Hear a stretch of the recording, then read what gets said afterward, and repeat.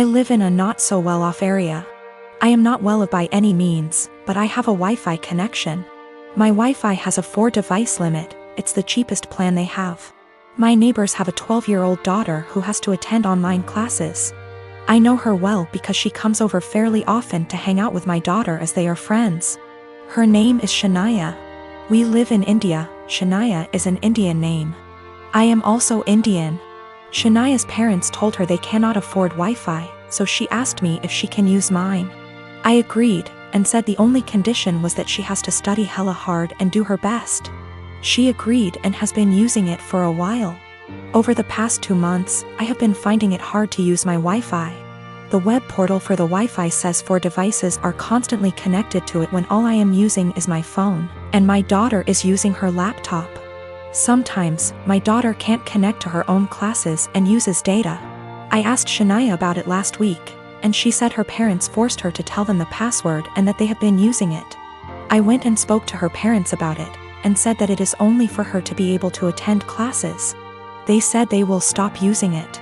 But over the week, 4 times my daughter's classes got interrupted because there were multiple devices trying to use it.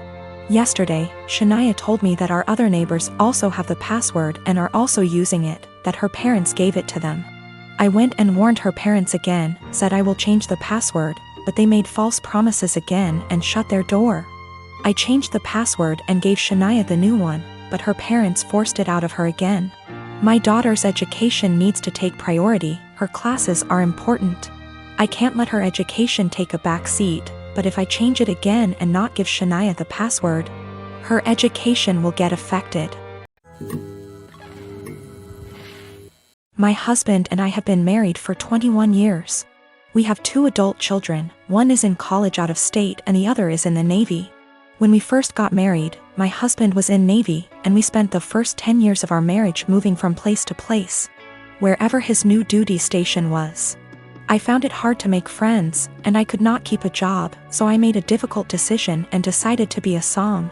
When he got out of the Navy 11 years ago, he took a job and we moved. 3 years in, he got offered a job in another part of the company. However, it was in another state, so we moved again. We stayed there for 6 years. I went back to college and got my degree and began looking for work. I found a job I liked in my field, and 6 months into working, he said he was offered a job with a new company and wanted to take it. But that would mean we would be moving almost 2,000 miles from where we were in a new state. I reluctantly agreed because the new state would have more job opportunities for me and we would be closer to our family, which is something that we have not had in many years. Last night my husband came up to me and said that there was a job opening in his company and he wanted to apply for it. It would mean a pay raise and better hours, but the caveat would be that we have to move again. We have been living in our new state for 3 years. I love it here. I have an amazing job and I am making great money. I finally have friends and am able to socialize. I told him that I am not moving again. Anytime we have to move, he always leaves first and I end up being responsible for selling / packing the house. And I am not doing that again. Our son's college is only 2 hours from here. We can see him twice a month. If we move, that means we would have at least a day's drive and would only be able to do that once or twice a year. Now my husband is upset with me and guilt-tripping me because he claims I do not support him. I told him that was BS because I spent most of my life moving from place to support his career. He told me that I am selfish and he is just trying to provide for us. I told him that we are more than comfortable where we are now, and that if he truly wants to take the job, he will be going alone. My husband and I have been together since I was 15 and he was 17. He joined the Navy right after graduation from high school when he was 18 and I was 16, but had to wait 2 years before we could marry. He works for a company that has plants in 15 states. He is currently in middle management, but if he wants to advance his career further, he would need to go to another plant out of state. Financially, we are more than comfortable. We do not need any more money. My son plans to stay in the place he is after college. We have a great relationship with him and he comes home 1 time a month and we see him 1 time a month. My other son comes home on leave whenever he can and stays with us. We are very close to both of the boys. I talked to my husband again tonight and told him quite firmly that moving again was not an option for me. The area he wants to move has very little jobs in my field and specialty in that area, and I would need to commute more than an hour one way for a job versus the 20 minutes I have here. We are sandwiched between two major cities, and if we move we would be an hour from the most major city. I would also have to take a massive pay cut and work a menial job to build a new network to find employment in my field. My husband is disappointed in me for not wanting to leave. He left to stay with a friend because he needs to think.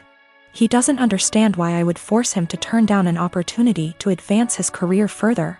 I told him to take all the time he needs, but I am not moving again. I said I would revisit the possibility when I am ready for retirement in 15 years, but no sooner. My sister Amanda never met her bio mom. My dad raised her alone until she was barely 1. My dad and my mom got married in 1992.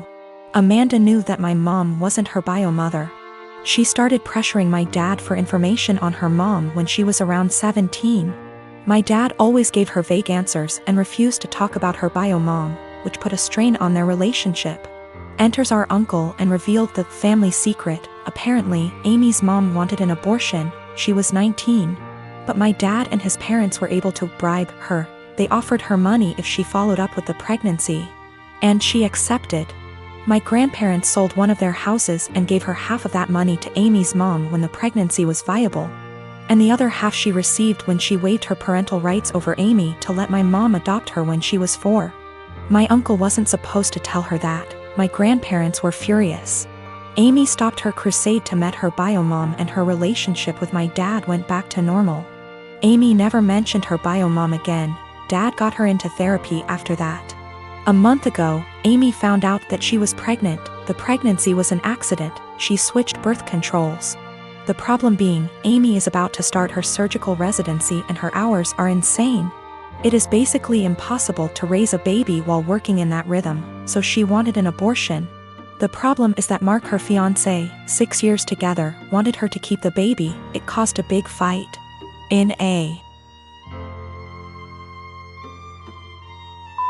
move to convince Amy to keep the baby, Mark told Dad about this. Until that point no one in our family knew about this. Dad talked with her and they got into an enormous fight.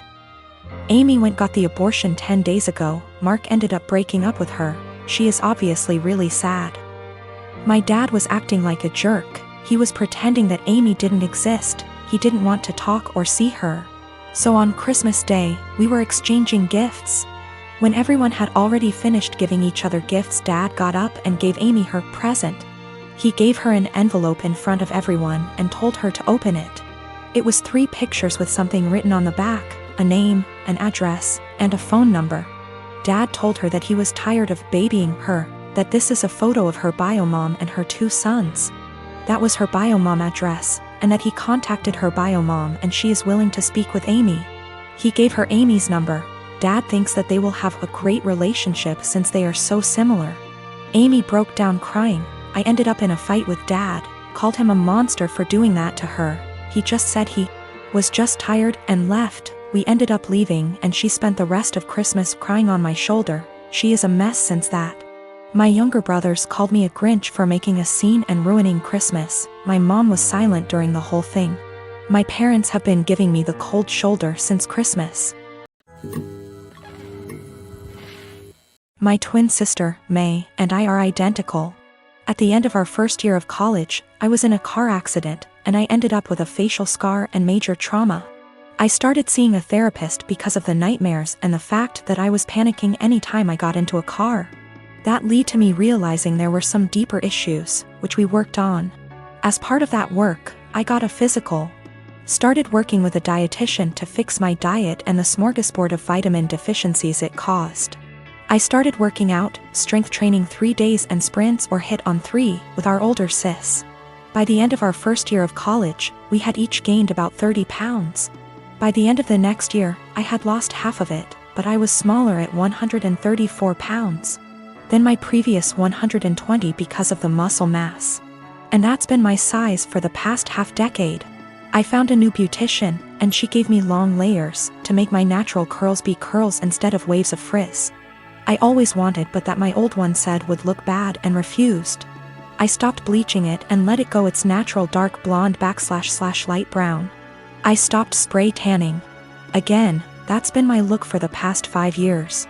I live in a rural area, and the internet isn't great. Things like FaceTime just aren't options, and I can't post a lot of pics on social media / see of it. This is relevant because a big issue is that May didn't see me over the quarantine. We talked on the phone a couple times a week, but it mostly revolved around her wedding planning. She got engaged before the Rona put us on lockdown. I wasn't her mo, so mostly I was being told decisions, not involved in the process. When it came to the bridesmaids' dresses, May sent our sister, Sil, and me a link and told us to get it in our size. Same with hair and makeup, but we had to arrange for a beautician because May's wouldn't do more than 4. And she wanted her friends at the appointment with her.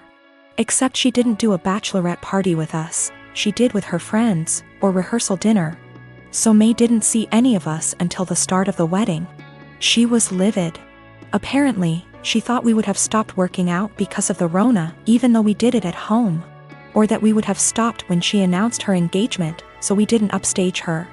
She was mad because I didn't try to hide my scar and didn't tan, thought it would be implied. She made several snide remarks before throwing a drunk temper tantrum at the reception, basically accusing the 3 of us. But me ESP of trying to upstage her. I don't have that excuse B / C. I was a DD so sober, but I, quite famously, have a low tolerance for angry or crying drunks.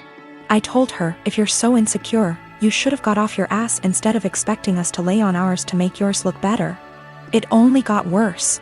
Our family is on my side B / C. I didn't start it or do anything. But his family and her friends are giving me shit.